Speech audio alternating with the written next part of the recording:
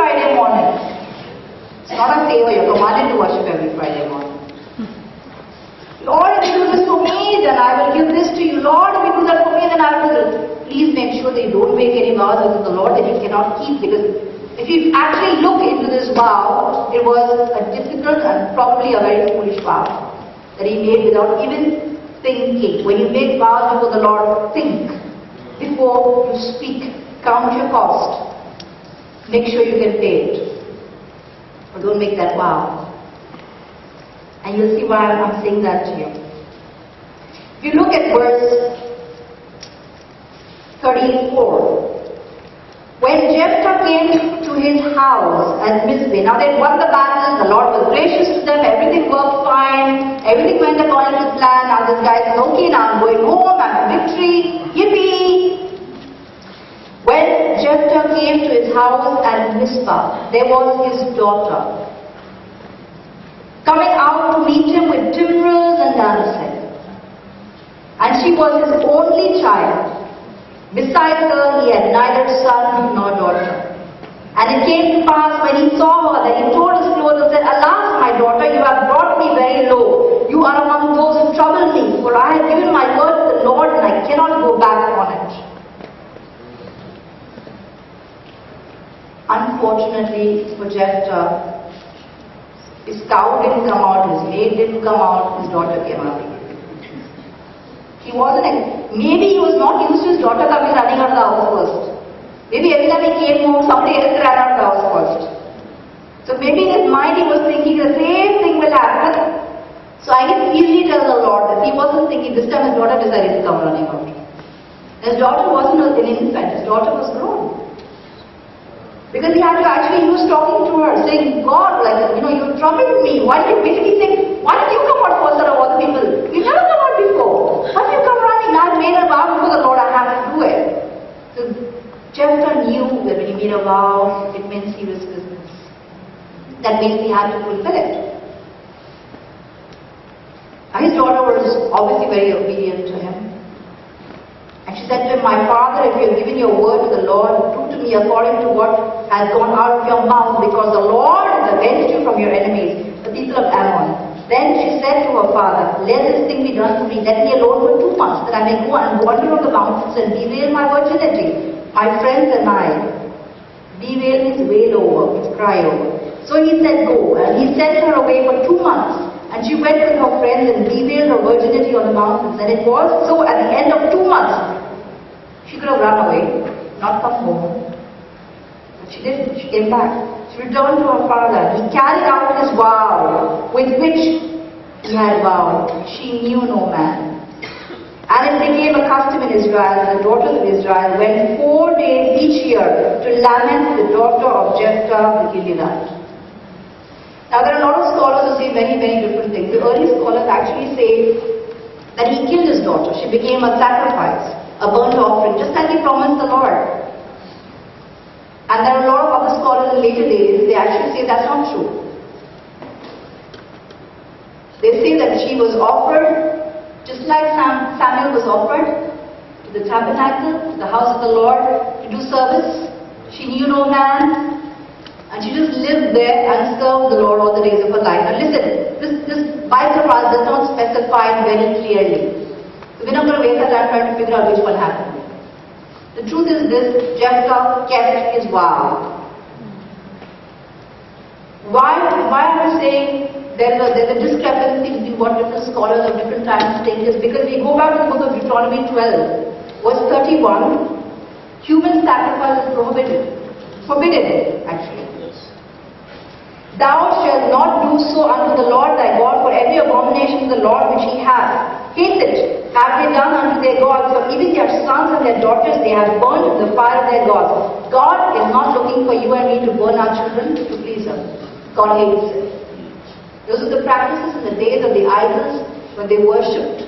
And believe it or not, in the world today, in remote areas of the world, all around the world, people still kill their children and offer it to their so-called God. It still happens. There are still human sacrifices that happen because people believe that if they sacrifice their or they sacrifice, whatever. The Lord would be pleased. The Lord detests it. He hates it. It is not a pleasing offering to Him. That's the reason why scholars are not sure what actually happened. And the Bible is very quiet on the subject, except that Jephthah kept his vow. That's all we actually need to know. Jephthah is an example of someone who arose from the most typical, striking, negative circumstances that he was born into. He was like what we call a loser who became a winner. Right? If any of you are sitting here today, and very many people while you were growing up told you that you were going to be nothing but a loser, I'm here to remind you this morning that you will not. You were born to win. Amen. You are all born to enjoy victory in Jesus. None of you are a mistake. Very often people tell me, my father told me or my mother told me that I was a mistake. They didn't plan me. No one is a mistake. Everyone was predestined by the Lord. I'm not telling you that you can have a kid every year and think that's God's predestined. That's not what I'm saying. I'm here to tell you that if you have children of the Lord, they were meant to be. They are not a mistake. Please don't tell them they grow up for a mistake. You were not meant to happen. No one is an outcast. Now I was looking at something very interesting that I want to share with you this morning. Very brief and interesting. Very often people look at you or look at me and they can't see the potential. They're blinded. Very few people can see potential. People have a preconceived notions of everyone in a package.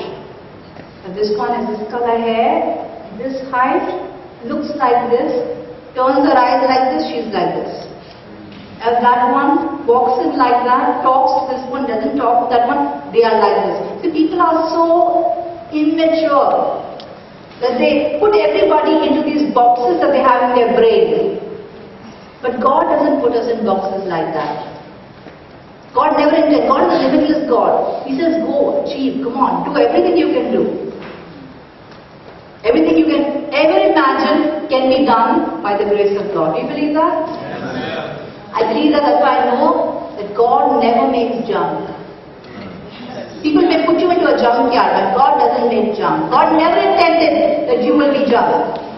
God has called you something totally different. He says that you are a chosen generation. You're a royal priesthood. You're a holy nation. You're people who are set apart. Set apart for Jerome, for sacred use. That's why we named Judah Jerome, his second name.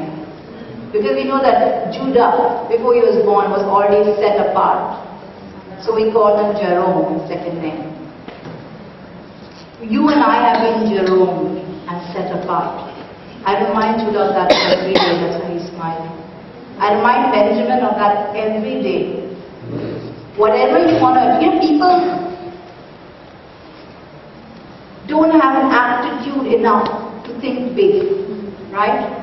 So what happens is while you're growing up, you see that people pull you down all the time.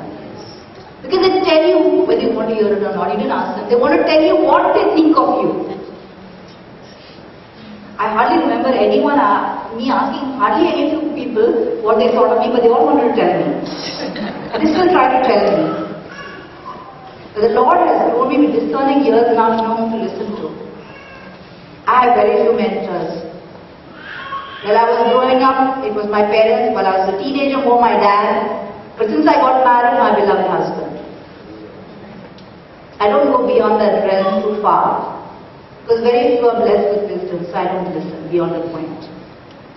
So what happens is people, now Judah and Benjamin have a dream. Okay? And when I saw it in their diary, I opened Judah's diary. And in his diary, I said, what do you want to be when you grow up? And if you see Judah's diary, he says, I want to be a footballer.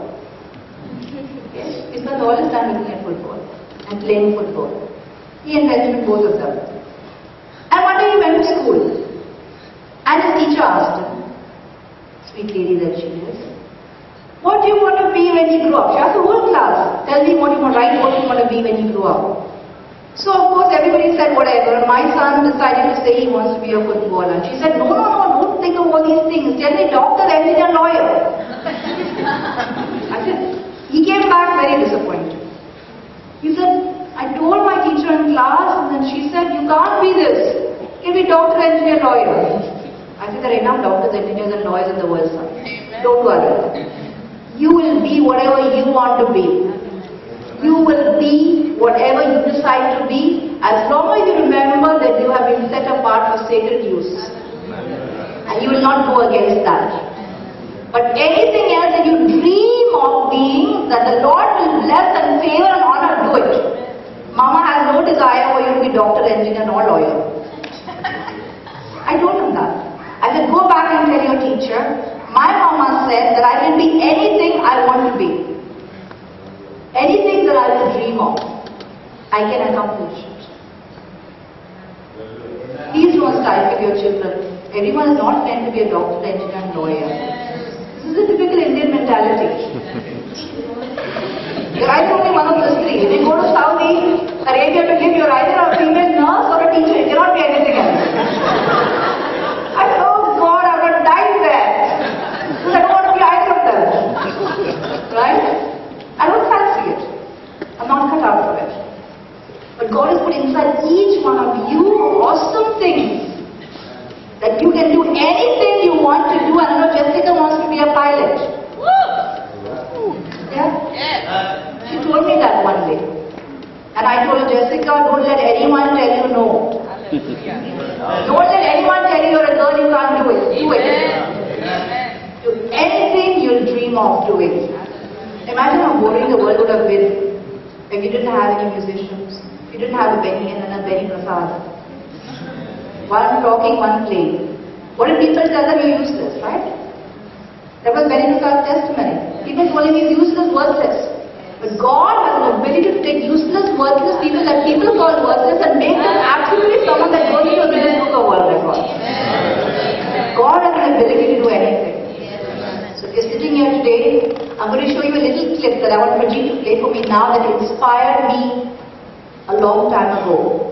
And I wanted to inspire you as well. These are all names of people who people told them you will amount to nothing. Give up your dream. But praise God, none of them did. Okay, so just watch that.